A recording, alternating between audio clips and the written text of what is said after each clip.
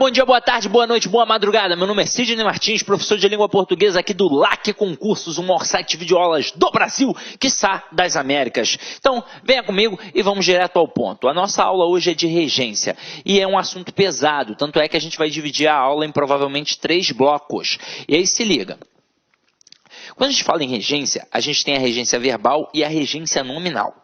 É, na verdade, a exigência de um termo regente, que pode ser o verbo ou o nome, exigindo uma preposição para que aquele verbo ou aquele nome faça um sentido de forma ampla na sentença. Então é por isso que a gente tem a regência verbal e a regência nominal. Normalmente, para o candidato, a parte mais pesada é a regência verbal. E por quê? Porque no dia a dia a gente utiliza o português informal. E na prova é o português padrão. Então a gente tem hábito de utilizar preposições em locais que não tem a preposição. A gente tem o hábito de não usar em situações em que tem a preposição. E a gente tem também a mania de usar preposições trocadas. Então, caramba, na hora da prova, o erro do cotidiano vai te derrubar. Então é por isso que a gente tem de estudar a regência.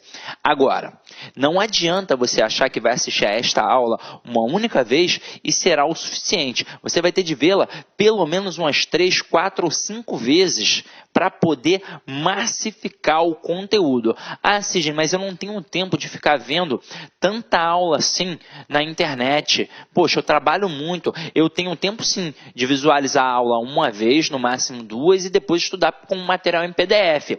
E aí eu vou te dar uma dica. Vai estudar no material em PDF a parte de regência, não leia apenas. Anote, copie. Quanto mais você copiar sobre aquele conceito, mais você vai guardar isso na sua mente. E aí você vai tirar de letra no dia que você visualizar na prova, tranquilo?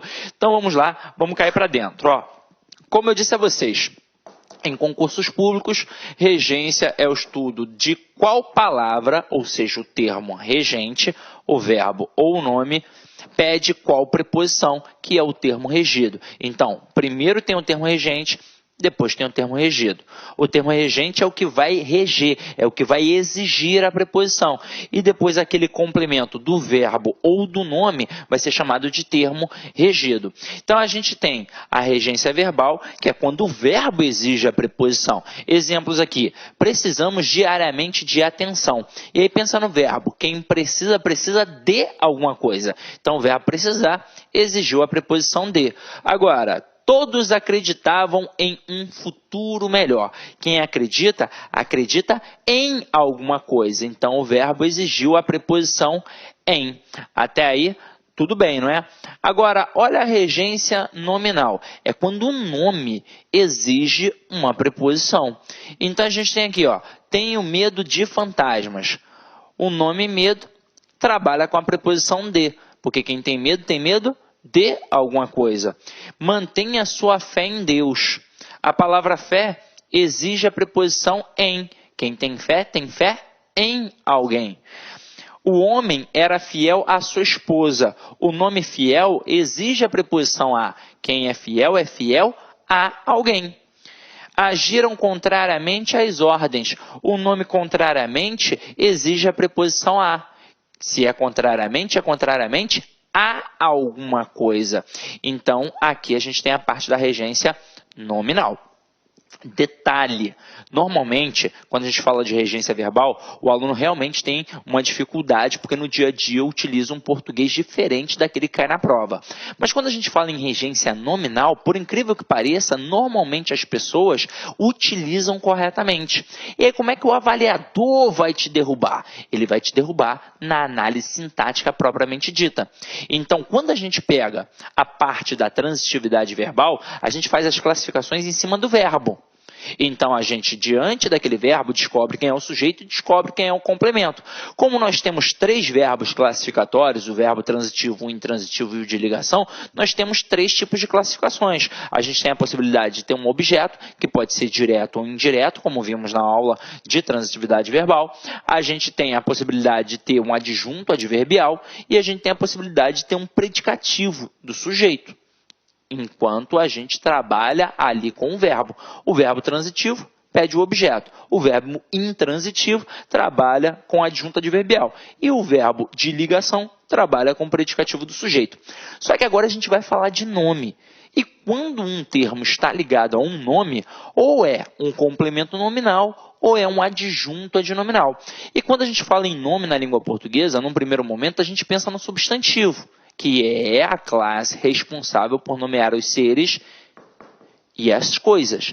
Mas a gente tem, na verdade, 3 elementos: o substantivo, o adjetivo e o advérbio. E por quê? Porque são correspondentes às 3 formas nominais do verbo. A gente não tem o particípio, o gerúndio, o infinitivo.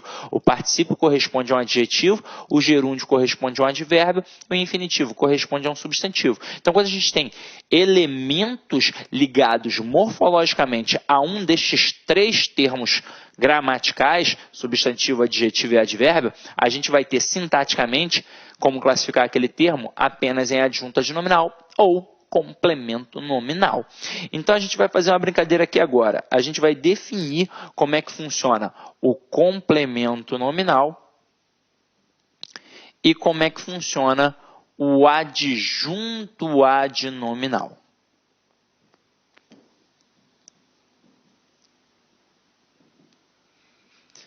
Conceitualmente falando, o que é o complemento nominal? Um nome, ele não vai ter o sentido completo. Então, ele vai exigir um complemento, que a gente vai chamar de complemento do nome, ou complemento nominal. Então, é por isso, por esta exigência, que o complemento nominal sempre tem a preposição. É um caso de transitividade, só que do nome. Agora, quando a gente tem o adjunto adnominal, como diz o próprio termo ali, ele está apenas junto do nome, apenas acompanhando o nome, é um termo satélite. Pode ser que apareça uma preposição, mas ela não é obrigatoriamente exigida pelo nome. Até aí tudo bem. Agora, Sidney, eu preciso saber tudo isso? É bom, né? Mas se você não souber, a gente vai matar através de 2 formas. Eu vou fazer um quadrinho mnemônico aqui para vocês, para quem gosta, e depois a gente vai brincar com um processo lúdico, para a gente poder trabalhar tudo isso aqui, beleza? Então vamos lá. Primeiro no quadrinho mnemônico, ó, nós temos o adjetivo, o advérbio e o substantivo.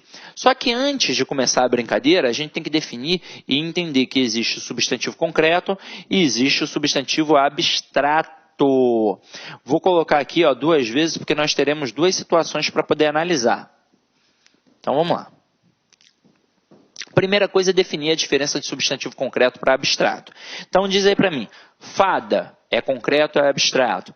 Gnomo é concreto ou é abstrato? Deus é concreto ou é abstrato? Quem respondeu abstrato, errou. Quem respondeu concreto, acertou. Mas como assim, Sidney? Como é que a fada vai ser concreto? Galera, na verdade, não é só aquilo que eu posso pegar que é concreto. É aquilo que eu posso pegar, imaginar e criar, porque eu posso tornar palpável. Eu posso ou não posso colocar uma fada no desenho? Posso, então é concreto. Eu posso ou não posso colocar Deus no cinema? Morgan Freeman não fez Deus no cinema? Então é um substantivo concreto. Até porque, para ser substantivo abstrato, só em 2 situações. Ou é um sentimento, ódio, amor, medo, paixão, ou é um substantivo com força de verbo. Como assim? Eu digo que a filmagem da aula ficou perfeita. A palavra filmagem não é verbo, mas faz você pensar em verbo, porque é o ato de filmar. Portanto, é um substantivo abstrato, por ter força de verbo. Tranquilo? Agora, se liga comigo.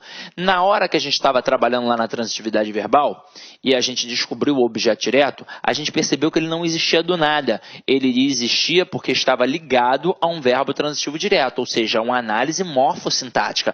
Eu via a quem o camarada estava ligado gramaticalmente para aí sim poder classificar sintaticamente. Assim como o objeto indireto também não existia do nada. Ele existia porque estava ligado a um verbo transitivo indireto. Então, eu via a quem estava ligado gramaticalmente e classificava sintaticamente. Portanto, ligado aos verbos, a gente pensava em objetos.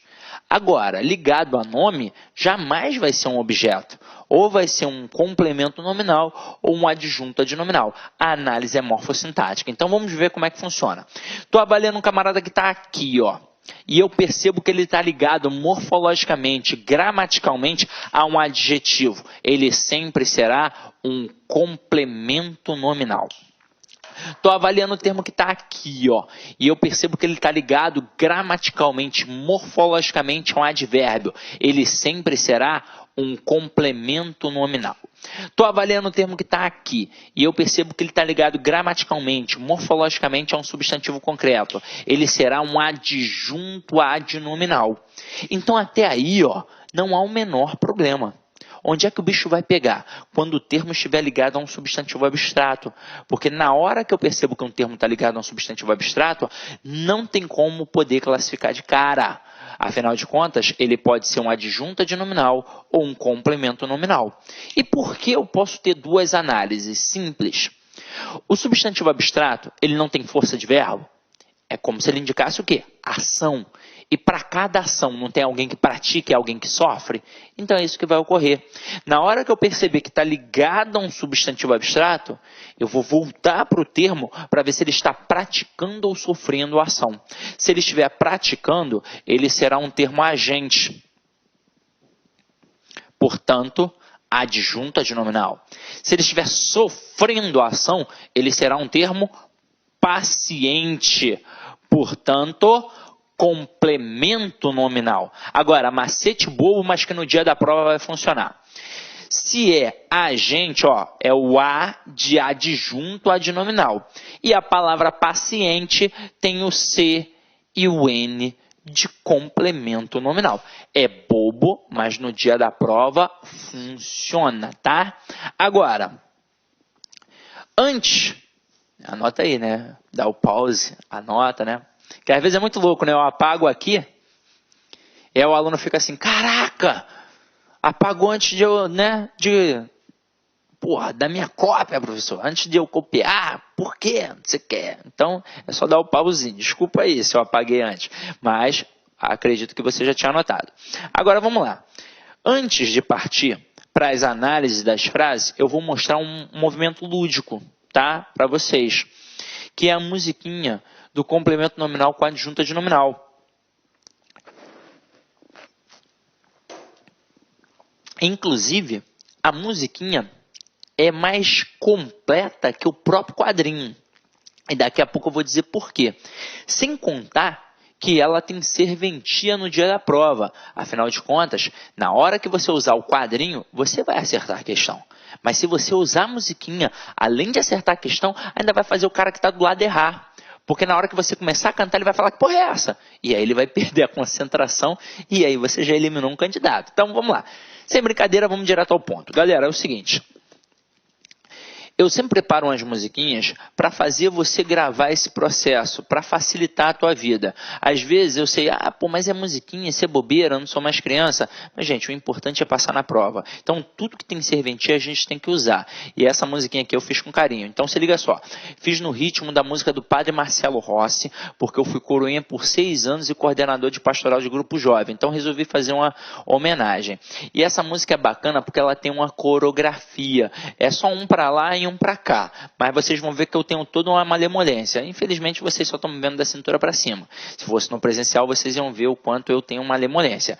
E você pode cantar para o seu marido, para sua esposa, para o seu filho, e se você fizer isso umas 3 vezes, pode ter certeza, você nunca mais vai esquecer. Sim, mas eu achei meio grande, hein?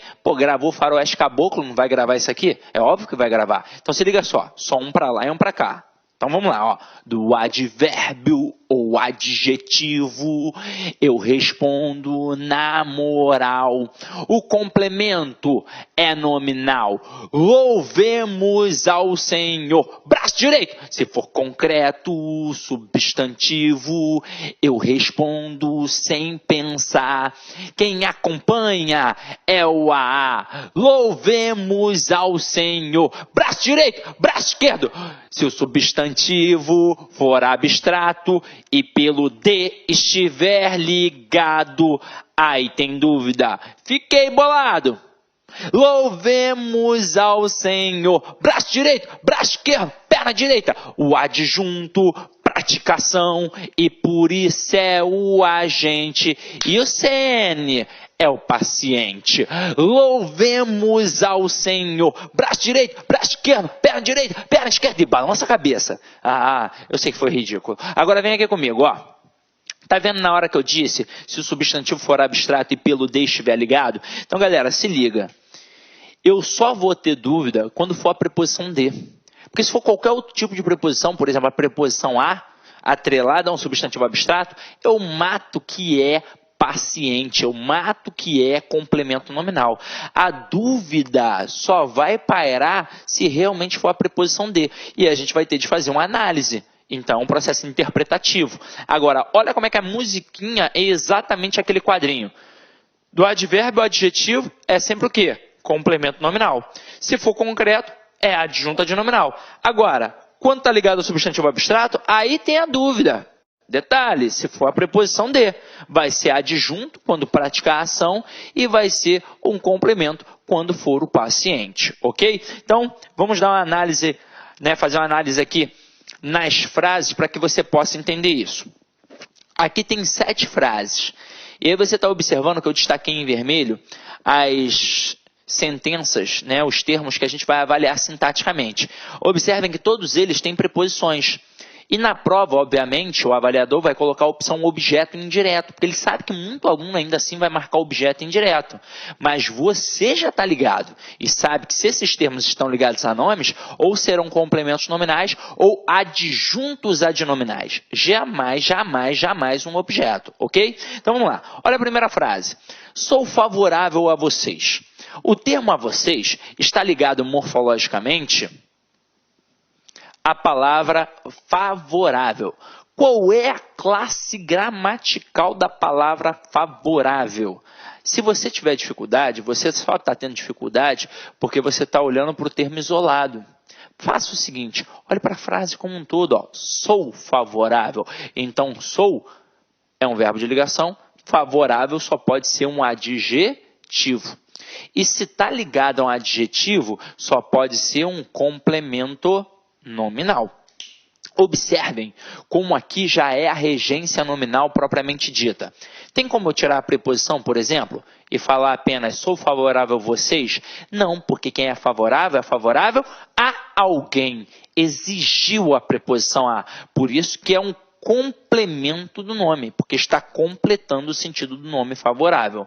Mas eu nem preciso saber tudo isso. Basta eu saber o quadrinho ou a musiquinha. Agora olha a próxima. Falou favoravelmente a nós. Este a nós está ligado à palavra favoravelmente. Quem é favoravelmente? É favoravelmente a alguma coisa.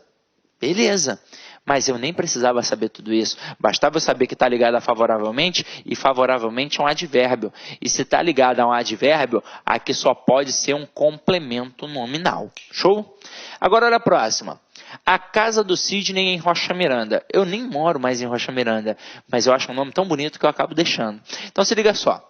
O termo do Sidney está ligado à palavra casa. A palavra casa, gramaticalmente falando, é um substantivo e concreto. Não tem como ter dúvida. É um substantivo concreto. E se está ligado a um substantivo concreto, o termo do Sidney só pode ser um adjunto adnominal. Agora vamos para a próxima frase. A construção do prédio terminou. O termo do prédio está ligado à palavra construção. Não é adjetivo nem advérbio, é um substantivo. E aí, concreto é abstrato? Alguns alunos, eu sei, têm dificuldade nessa análise. Presta atenção. Se eu estou dizendo que a construção do prédio terminou, imagina que essa bancada aqui é o prédio. Eu disse, a construção do prédio terminou. O prédio ainda está aqui ou ele desapareceu? O prédio ainda está aqui. Então, na verdade, o que acabou foi a obra, ou seja, o ato de construir. Mas o prédio está aqui em pé. Então, a palavra construção aqui significa o ato de construir, portanto, é um substantivo abstrato, porque indica o ato da construção. A ação de construir. Agora, se está ligado a um substantivo abstrato, tem como eu classificar de cara? Não. Eu tenho que voltar para o termo para ver se ele está praticando ou sofrendo ação. E aí, o prédio, ele pratica a ação de construir ou ele sofre a ação de ser construído? Ele sofre, ele é construído. Então, ele é paciente, portanto, complemento nominal. Agora, olha a próxima. A construção do engenheiro terminou. Mais uma vez, o termo do engenheiro está ligado à palavra construção. Nesse contexto, significa o ato de construir, portanto, um substantivo abstrato. Só que eu vou ter de voltar ao termo para saber se ele está praticando ou sofrendo a ação. Um engenheiro, ele pratica a ação de construir ou ele sofre a ação de ser construído? Obviamente, ele pratica a ação de construir. Portanto, é um agente, então será um adjunto adnominal.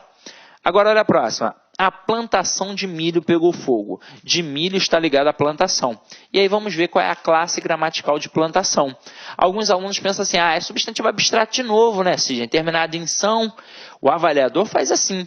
Ele coloca a palavra terminada em ação ou são para te induzir a marcar substantivo abstrato. Mas nem sempre vai ser, na verdade. Eu tenho de avaliar o contexto. Então, eu vou até numerar, 1, 2, 3, 4, 5, 6 e 7. Você que está em casa, imagina a Atadolfa, tá? É fácil, uma linda morena de olhos azuis. Aí eu digo para a Atadolfa a frase 7, levando em consideração que a Atadolfa é agricultora. Aí eu falo assim, Atadolfa, a plantação de milho será amanhã. O que a Atadolfa vai fazer amanhã, sabendo-se que ela é agricultora? Obviamente, ela vai plantar. Então, na frase 7, a palavra plantação significa o ato de plantar. Portanto, é um substantivo abstrato, pois tem força de verbo. Agora, e se eu falar para a Atadolfa a frase 6? A plantação de milho pegou fogo, sabendo que a Atadolfa é uma agricultora. Ela vai plantar ou vai olhar para o milharal pegando fogo? Ela vai olhar para o milharal pegando fogo. Então, um substantivo concreto, porque não significa o ato de plantar. Na verdade, é o milharal, substantivo concreto. Até aí, tudo bem? Sidney, não está tudo bem. Estou com dificuldade. E aí, tem macetinho? Tem macetinho. Vamos lá. Quando você estiver com dificuldade para saber se o substantivo é concreto ou é abstrato, você vai tampar o termo que está destacado, o termo que você está analisando sintaticamente e vai levar em consideração apenas o resto da frase. Então, olha aqui. A plantação de milho pegou fogo. Tiro de milho. Vai ficar apenas a plantação pegou fogo. Portanto, só pode ser concreto, está pegando fogo. Agora, olha a próxima. A plantação de milho será amanhã. Tiro de milho. Vai ficar a plantação será amanhã. Nem aconteceu. E olha como é que vai você pensar em ação. Então, só pode ser um substantivo abstrato. Isso funciona sempre. Se fizer aqui no exemplo da construção, a construção terminou. Se terminou algum tipo de ação. Então, substantivo abstrato. Então, fazendo isso, agora ficou fácil. Vamos lá para a frase 6. A plantação de milho pegou fogo. O termo de milho está ligado à plantação e nesse contexto é um substantivo concreto, porque é um milharal. Então, ficou fácil de classificar, porque toda vez que está ligado a um substantivo concreto é um adjunto adnominal. Agora, olha a próxima. A plantação de milho será amanhã. Mais uma vez, o termo de milho está ligado à plantação. Só que agora, nesse contexto, é o ato de plantar. Portanto, um substantivo abstrato. Então, eu não tenho como classificar. Eu vou voltar para o termo para ver se ele está praticando ou sofrendo ação. O milho planta ou é plantado? Ele é plantado. Então, ele sofre, ele é complemento nominal. Diferentemente, por exemplo, se eu tivesse colocado a plantação do agricultor será amanhã. Mais uma vez estaria ligado à plantação, seria um substantivo abstrato e eu voltaria ao termo do agricultor para saber se está praticando ou sofrendo ação. Obviamente, o agricultor ele não é plantado, ele na verdade pratica a ação de plantar, é um termo agente, portanto um adjunto adnominal. Beleza? As bancas adoram isso. Agora aqui, vamos continuar a nossa brincadeira definindo alguns conceitos, algumas observações primordiais que de vez em quando a provinha do concurso público gosta de cobrar. Aquela coisa ali que você, não olha nunca, aí o desgramado vai lá e cobra. Ele vai perguntar, por exemplo, se existe um processo de contração ou combinação na preposição. Então aqui, preposições costumam aparecer junto com outras classes gramaticais, como artigos e pronomes. Aí o que é a contração? É a junção da preposição com outra palavra. Portanto, vai ter uma alteração gráfica ou fonética. Agora, exemplos. O em é a contração, o no é a contração da preposição em mais o artigo o. O na é a contração da preposição em mais o artigo a. Exemplo, confio no rapaz. Nesta frase, nós temos 4 classes gramaticais. Nós temos o verbo confiar, o confio. Nós temos o no, que são 2 classes gramaticais, afinal de contas é a contração da preposição em mais o artigo o, e nós temos rapaz, que é um substantivo. Então, por exemplo, na prova, o cara pode botar uma sentença como esta e perguntar quantas classes gramaticais tem um todo.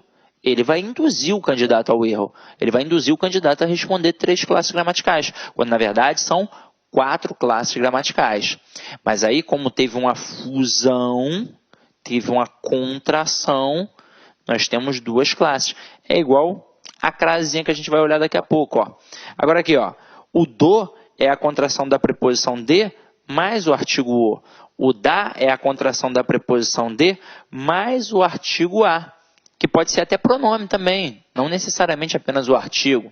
Agora, gostei da torta. Mais uma vez ali, parece que tem 3 classes gramaticais, mas são 4 classes. Tem o verbo, que é o gostei, tem o da, que é a preposição de mais o artigo a, e tem torta, que é um substantivo.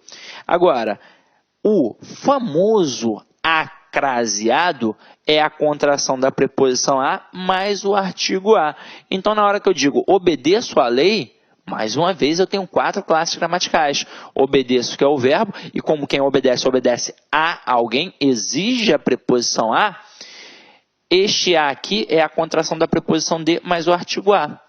E lei, que é um substantivo. Então, trabalhamos com o verbo confiar, que exige a preposição em, com o verbo gostar, que exige a preposição de, e com o verbo obedecer, que exige a preposição a. Por isso, fizeram contrações. Agora, existe também a combinação. A combinação não vai ser uma fusão, vai ser uma mera junção da preposição com outra palavra. E não vai acarretar mudança ou perda fonética. Então, se liga só. Quando eu coloco aqui, assistir ao filme, você vai perceber que tem a preposição a mais o artigo o. Diferentemente, se eu tivesse colocado assistir a novela. Aí, na hora que eu botasse assistir a novela, eu deveria colocar com acento grave, indicativo do fenômeno da crase. Porque o termo anterior iria exigir a preposição a, porque quem assiste nesse contexto assiste a alguma coisa, afinal de contas o verbo assistir no sentido de presenciar, ele vai exigir a preposição a, e o termo depois estaria trabalhando com a preposição a. Então, a mais a fusão e acarretaria na contração que a gente chama de acraseado. Agora, quando eu boto o artigo masculino diante do termo masculino, vai ficar apenas o ao. E aí você vai ver que não teve fusão, não teve uma contração, não teve uma alteração fonética. Então, na hora que eu boto o ao, eu mantenho e claramente o candidato percebe que são 2 classes gramaticais. A preposição a mais o artigo o. Agora, segunda observação. Essa é muito importante. Diante de um sujeito, normalmente oracional, a contração é impossível. E aí é que mora o perigo.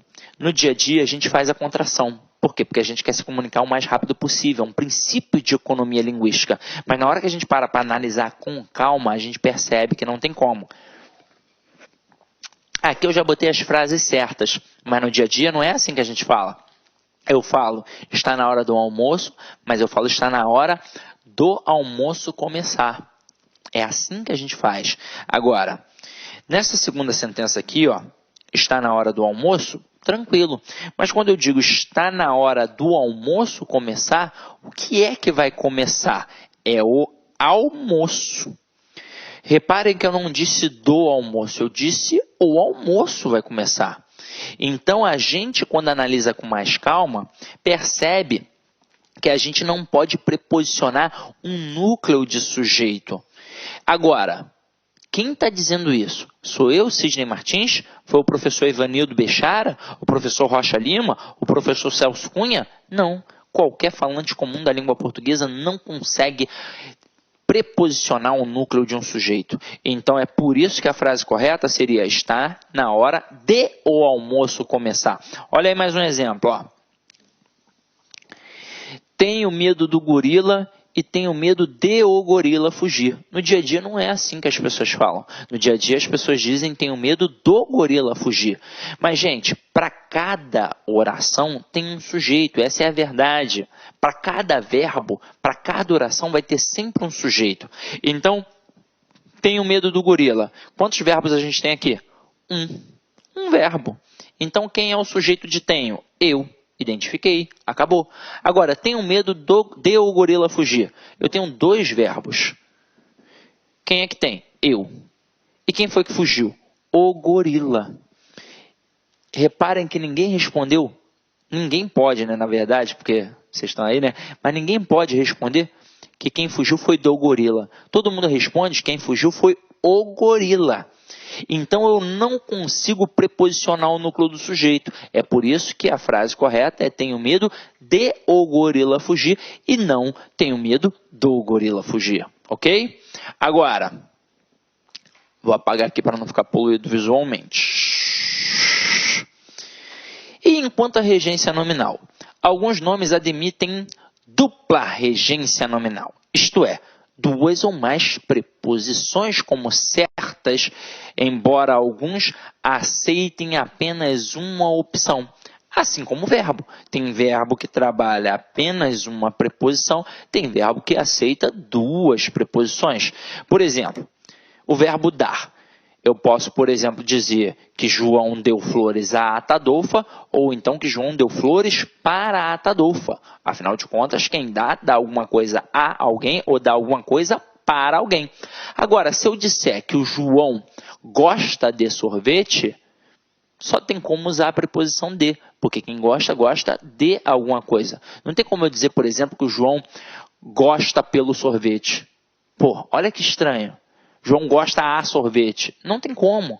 Então, quem gosta, gosta de alguma coisa. E aí eu tenho de aprender isso na prática. É padrão culto da língua. Então, olha o exemplo aqui. Eu fiz alusão ao filme. Se é a alusão, é a alusão a alguma coisa. Então, o nome alusão exige a preposição a. Sempre. Só esta. Agora, tenho aversão a baratas ou então tenho aversão por baratas. A palavra aversão trabalha tanto com a preposição a quanto com a preposição por. Ok? Agora vamos lá, vamos continuar nossa brincadeira aqui. Olha a nossa próxima observação. Nem sempre um verbo e seu nome derivado tem a mesma regência. Isso é bacana, ó. E isso cai em prova. Para dificultar a vida do camarada, ó. Gostamos de arte e temos gosto pelas artes. O verbo gostar exige a preposição de. Quem gosta, gosta de alguma coisa. Mas o substantivo abstrato gosto trabalha com a preposição por. Quem tem gosto por alguma coisa e não tem gosto de alguma coisa. Quem tem gosto por alguma coisa. Então, o substantivo gosto exige a preposição por. Agora, necessitamos de amor e temos necessidade de amor. Nesse caso, tanto o verbo necessitar quanto o substantivo abstrato necessidade, eles trabalham com a mesma preposição, que é a preposição de. E para você estudar em casa com tranquilidade, eu preparei aqui a 4ª observação com as principais regências nominais que caem em prova. Ah, mas tem muito mais nome. Tem, mas eu preparei com os principais que caem em prova, ok? Então vamos lá. Acessível. Se é acessível a alguma coisa. Então trabalha com a preposição a. Acostumado. Aqui já trabalha com 2 preposições. É acostumado a alguma coisa ou então acostumado com alguma coisa. A palavra alheio trabalha apenas com uma preposição. É a preposição a. É alheio a alguma coisa. A alusão trabalha apenas com a preposição a. A alusão a alguma coisa. A atenção trabalha com 2 preposições. Pode ser atenção a alguma coisa ou atenção para alguma coisa. Benéfico também. Benéfico a alguma coisa e benéfico para alguma coisa. Cuidadoso, trabalha com a preposição com. Cuidadoso com alguma coisa. Estranho, estranho a alguma coisa. Estranho a alguém. Então, trabalha com a preposição a. Favorável, trabalha também com a preposição a. Quem é favorável a alguma coisa. Fiel, trabalha com a preposição a. É fiel a alguma coisa ou a alguém. Grato, trabalha com a preposição a. Grato a alguém. Hábil, e aí trabalha com a preposição em. É hábil em alguma coisa. Hábil em jogar bola. Junto, trabalha com a preposição a ou com a preposição de. Junto a, junto de. Leal, trabalha com a preposição a. Então, é leal a alguma coisa. Natural. Natural do Ceará. Sidney Martins. Então, trabalha com a preposição de. Necessário, trabalha com a preposição a. Necessário a alguma coisa. Necessidade, necessidade de alguma coisa. Nocivo, nocivo a alguma coisa. Prejudicial, a alguma coisa. Próprio, aí tem próprio de e próprio para. Próximo, próximo a e próximo de. Respeito, respeito a e respeito por. Respeito a meu pai. Respeito por meu pai. Vai depender também da intenção comunicativa. Agora, sensível. Sensível a alguma coisa. E simpatia por alguma coisa. Então, galera, a minha preocupação aqui, na verdade, foi mostrar a vocês, assim como eu vou mostrar com os verbos, as principais situações. Agora, com o verbo, realmente é muito mais difícil, porque a gente vai ter de avaliar muitos contextos. É bem complicado. Agora, com o nome, se você gravar isso daqui, você já vai se dar bem em praticamente qualquer prova de língua portuguesa que você venha fazer. Agora, vamos cair para dentro agora da regência verbal. E antes de trabalhar a principal lista, eu quero dizer a vocês que normalmente o verbo ele pode trabalhar com a preposição bem diferenciada, mas às vezes ele tem dupla possibilidade. Então aqui, ó, alguns verbos admitem regências distintas, mas nem todos sofrem mudança semântica nessa alteração. Então vamos lá. Pode acontecer do verbo trabalhar com uma preposição sempre, exclusivamente. Pode acontecer do verbo trabalhar com mais de uma preposição, só que aí normalmente o que acontece? Normalmente ele vai mudar o sentido, então no sentido tal é tal preposição, no outro sentido outra preposição e por aí vai. Mas pode acontecer do verbo trabalhar com ou sem a preposição e manter o mesmo sentido. Então, olha o verbo atender. Esse verbo é bem interessante, tá? Atendi o telefonema e atendi ao telefonema. Ele pode ser verbo transitivo direto ou verbo transitivo indireto exigindo a preposição a. Detalhe, significa a mesma coisa. Peguei o telefone e atendi o telefone. Ou então atendi ao telefone. Olha que interessante. Quando a gente estuda crase, a gente estuda a crase facultativa. E a gente sabe que, gramaticalmente falando, tem 3 casos de crase facultativa. Tem a crase facultativa com nome próprio feminino, com a preposição até e com pronome possessivo feminino. Mas também existe a crase facultativa, ó, com o verbo, meu companheiro. Por quê? O artigo pode ser facultativo, dependendo da situação, mas a preposição também pode ser facultativa. Então, o verbo atender, ele pode cair numa prova e caracterizar um caso de crase facultativa. Está escrito lá, Maria atendeu a chamada.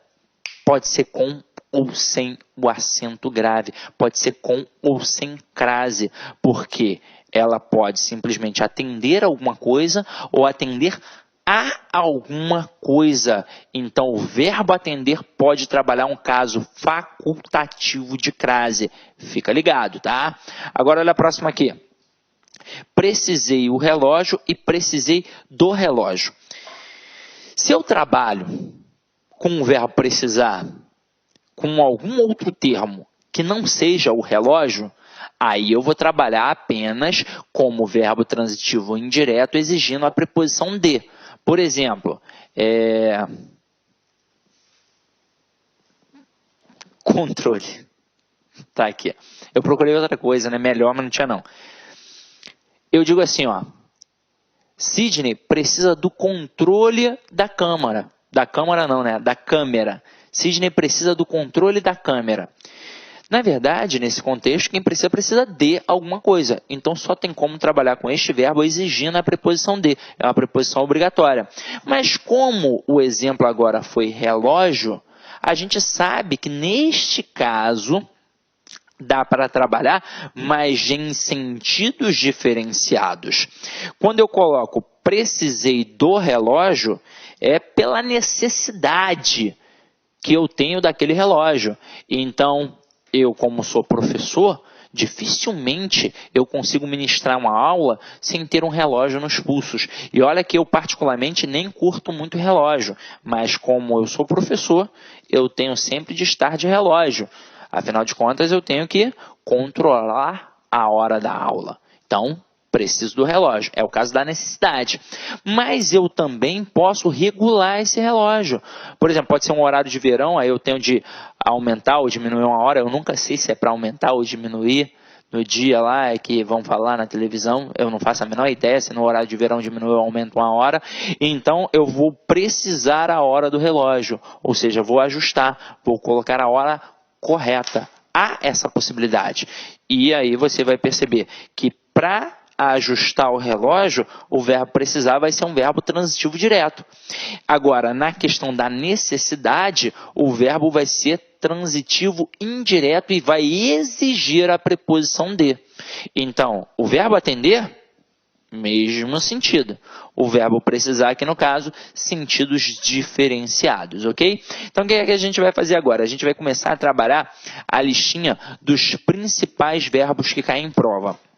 E aí, olha que papo bacana que a gente vai bater agora. Em relação à classificação, nós temos 3 verbos, como a gente já viu, transitivo, intransitivo e de ligação. Agora, em relação à quantidade de verbos, nós temos na língua portuguesa mais ou menos uns 11 mil verbos. É impossível que você domine os 11 mil verbos, assim como eu também não domino, assim como o Evanildo Bechara também não domina, assim como ninguém domina. Então, é para isso que a gente tem dicionário de verbos. Agora, e em provas de concursos públicos, caem no máximo, estourando 40 verbos. Agora, a gente preparou uma listinha com os principais verbos. É claro que os derivados desses verbos também têm a mesma pegada. Então, trabalhamos uma listinha com os principais verbos, porque pode chegar até 40, mas normalmente são no máximo 20 verbos. Você ainda vai falar, porra, é coisa pra caramba. Mas, pô, de 11 mil para 20, já facilitou, não facilitou? E se você tiver o hábito de estudar isso aqui sempre, principalmente anotando, você vai tirar de letra. Então, o primeiro verbo aí que a gente vai trabalhar é o verbo agradar. Eu vou sempre procurar trabalhar mostrando a visão tradicional e mostrando algumas especificidades para determinadas bancas, tá? Por exemplo, o verbo agradar, ele tem a visão tradicional, mas ele tem uma especificidade para uma banquinha específica que eu vou, né? Afinal de contas, não é porque você vai fazer este concurso que você vai fazer agora, que você não pode atentar para um outro tipo de banca, beleza? Então vem aqui comigo, ó. O verbo agradar, no sentido de acariciar, ele vai ser transitivo direto. E lembra da primeira aula que eu falei assim, ó, a gente faz uma análise morfológica, semântica e sintática sempre conjunta. Então, eu vou tentar classificar o verbo, que é uma função sintática. Detalhe, se eu estou falando de um verbo, é uma classe gramatical, então é uma função morfológica, e para isso eu dependo do sentido, que é uma função semântica. Então, realmente, não tem como dissociar isso. Então, vamos lá. O verbo agradar, no sentido de acariciar, ele é verbo transitivo direto. Então, eu digo assim, ó, não é bom agradar demais as crianças. O verbo agradar aqui está funcionando como verbo transitivo direto e as crianças funcionando como objeto direto. Se é no sentido de acariciar, estou diante de um pedófilo. Agora, o verbo agradar no sentido de satisfazer, de causar agrado, ele é um verbo transitivo indireto e exige a preposição a. Então, o sítio agradou ao fazendeiro. Este chapéu lhe agradará. Então, olha só que parada bacana. Na visão tradicional, a gente já matou que o verbo agradar, no sentido de acariciar, é verbo transitivo direto e que no sentido de satisfazer, de causar agrado, é um verbo transitivo indireto e vai exigir a preposição a. É por isso que o sítio agrada ao fazendeiro. Agora eu quero mostrar um negócio para vocês bacana. Ó. Eu boto assim, ó. Não é bom agradar as demais as crianças. Foi o exemplo que estava no nosso slide, né? É o exemplo que estava no nosso slide. Se eu deixar assim, o verbo é transitivo direto e as crianças funcionam como objeto direto e eu estou exatamente diante de um pedófilo.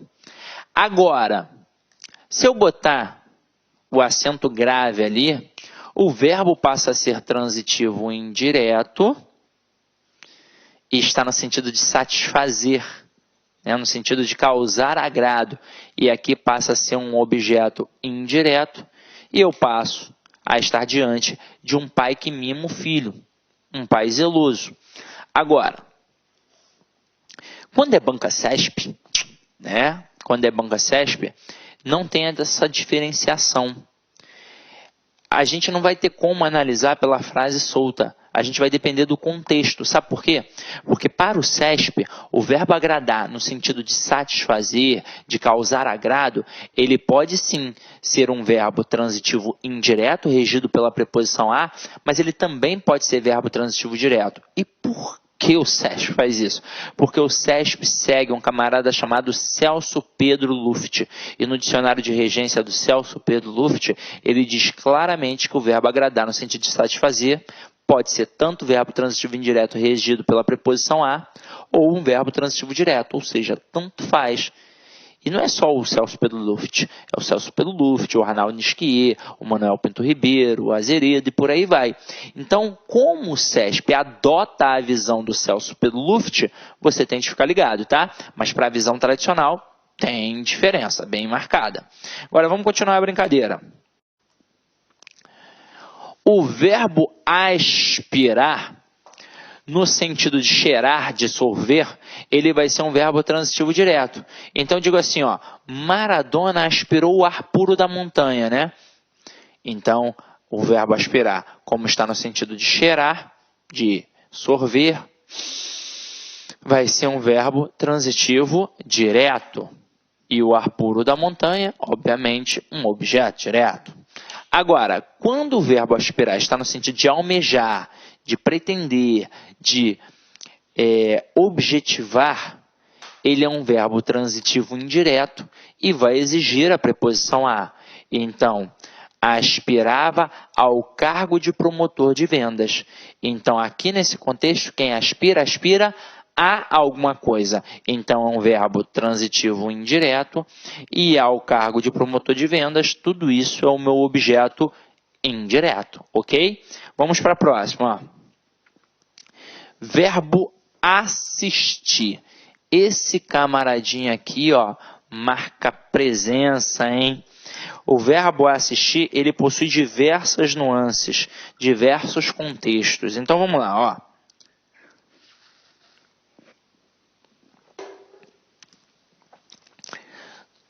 O verbo assistir, no sentido de dar assistência ou ajudar, ele pode ser verbo transitivo direto ou verbo transitivo indireto. Então eu coloco, o médico assistia os lutadores machucados ou o médico assistia aos lutadores machucados. Só que aí vamos lá. Quem diz que ele é verbo transitivo direto? Todos os gramáticos. Todos. Quem diz que ele, nesse contexto, pode ser também um verbo transitivo indireto regido pela preposição a? Alguns gramáticos, como Celso Pedro Luft, Arnaldo Nisquier, Manuel Pinto Ribeiro, por aí vai. Então, o que vai acontecer? Você não vai fazer só esta prova. Você, na verdade, vai fazer uma porrada de prova. Pode encontrar diversas bancas aí no teu caminho. Existem 4 bancas que são diferenciadas. 4. CESP, FCC, ESAF e FGV.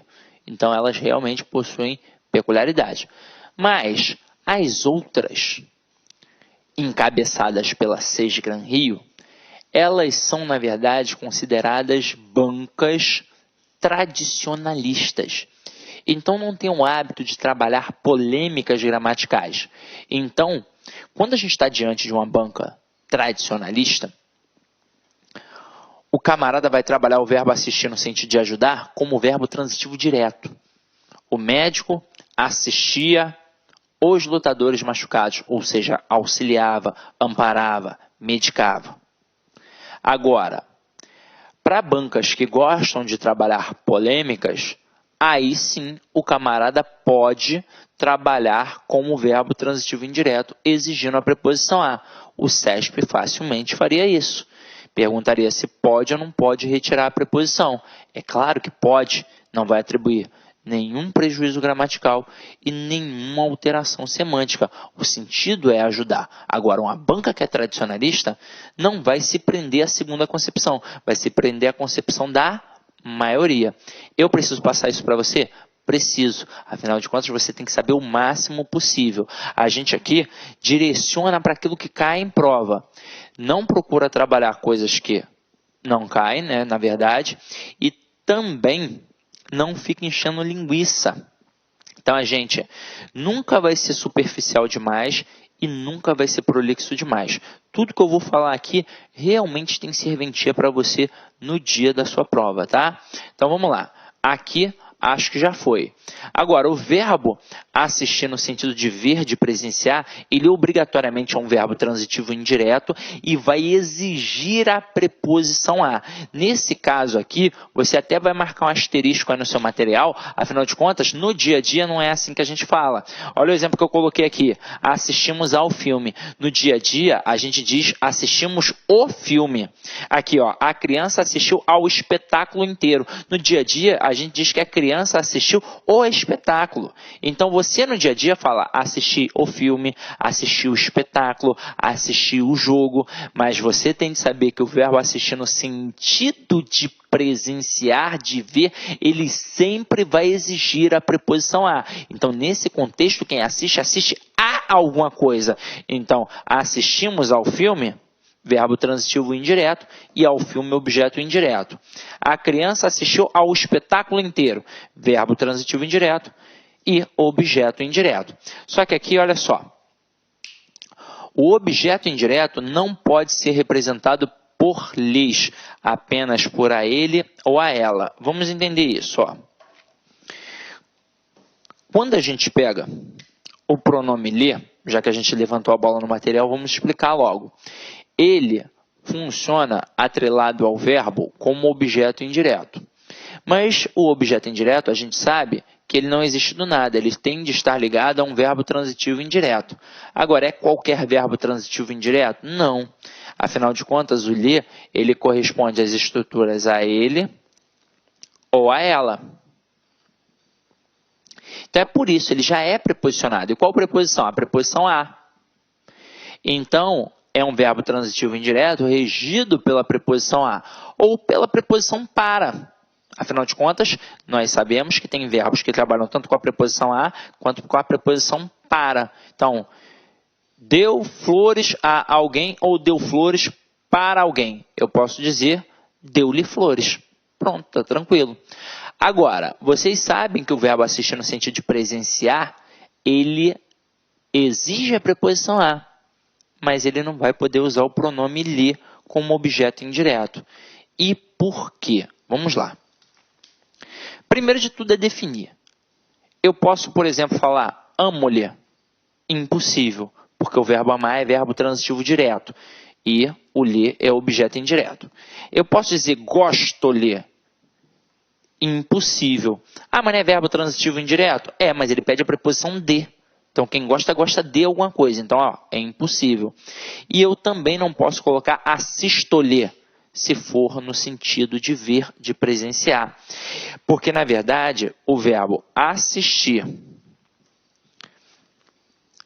no sentido de presenciar, o verbo desejar, o verbo aspirar, no sentido de desejar, e o verbo visar, no sentido de desejar, eles não podem usar o pronome ler. E aí se liga só, o verbo assistir, no sentido de presenciar, ele exige a preposição a. O verbo aspirar, no sentido de presenciar, de desejar, ele exige a preposição a.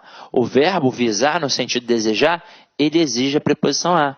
Mas caramba, nenhum deles pode usar o ler. Aí tem uma falácia na língua portuguesa, que você já deve ter escutado ou lido em algum local. Para usar o ler, além de funcionar como um objeto indireto regido pela preposição a, tem de ser pessoa, e não é. Ele tem de ser um objeto indireto regido pela preposição a, mas tanto faz ser pessoa ou coisa.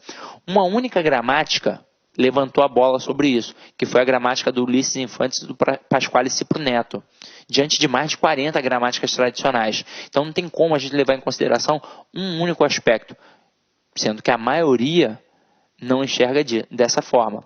O pensamento dele até foi inteligente, mas foi equivocado. O que ele pensou? Não dá para eu dizer assistir o filme, né, assistir ao filme e trocar pelo ler. Não dá para dizer assisto ou ler.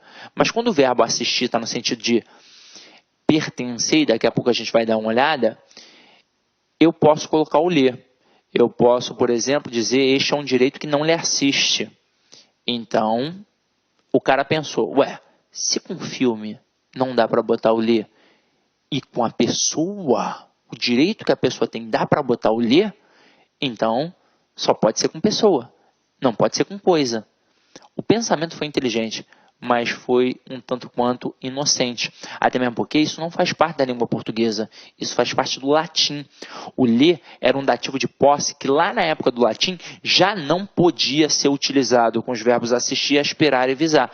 Portanto, eles continuaram com a mesma bagagem na língua portuguesa. E é por isso que a gente não pode usar o ler com o verbo assistir, aspirar e visar. Ok? Então vamos lá, ó. Deixa eu apagar aqui. Vamos continuar a nossa brincadeira aí, ó. Verbo assistir no sentido de caber, pertencer. Ele vai ser um verbo transitivo indireto e vai exigir a preposição a. Exemplo, assiste ao homem o direito de permanecer calado e assiste-lhe ou assiste a ele. Diferente do verbo assistir no sentido de presenciar. Por exemplo, se eu coloco assistir ao filme, se eu coloco assistir ao filme, eu não posso colocar assisto-lhe, assistir-lhe, mas eu posso colocar assistir a ele. Agora aqui, tanto faz eu colocar a ele ou ler, porque eu posso usar o ler com o verbo assistir no sentido de pertencer. Então, o verbo assistir no sentido de pertencer, ele realmente vai ser um verbo transitivo indireto, ele vai exigir a preposição a, e neste caso, eu posso botar o pronome ler. Tanto é que eu posso dizer assistir ao homem, assiste ao homem, ou então assiste-lhe, ou então assiste a ele. Ok? Então, vamos lá. E agora, para finalizar a pegada do verbo assistir, a gente tem o verbo assistir também no sentido de morar e residir. Nesse caso, ele vai ser um verbo intransitivo. Mas ele vai ser um verbo intransitivo que vai exigir um adjunto adverbial, vai exigir a preposição em. Então, eu digo assim, ó, Pedro assiste em São Paulo. Por que isso às vezes confunde o aluno? Porque no dia a dia ninguém fala assim. No dia a dia a gente trabalha com a preposição, na verdade a gente trabalha com o verbo morar realmente. Eu digo que o Pedro mora em São Paulo. Na hora que eu boto que o Pedro assiste em São Paulo, isso é muito estranho para algumas pessoas. Mas é fácil matar a sua classificação, porque é só olhar para o complemento e perceber que tem preposição e indica localidade. Então adjunto adverbial de lugar e o verbo só pode ser intransitivo. Ok? Então, isso aqui cai direto em prova, tá? Agora, já que a gente vai dividir a aula em blocos, e já tem mais ou menos 1 hora aí que a gente está falando, vamos dar uma paradinha. Você vai tomar um café, vai beber uma água e vai voltar. Ou então descansa um pouquinho, tá? e volta para a gente continuar estudando, ok? Então até daqui a pouco, hein? Clicar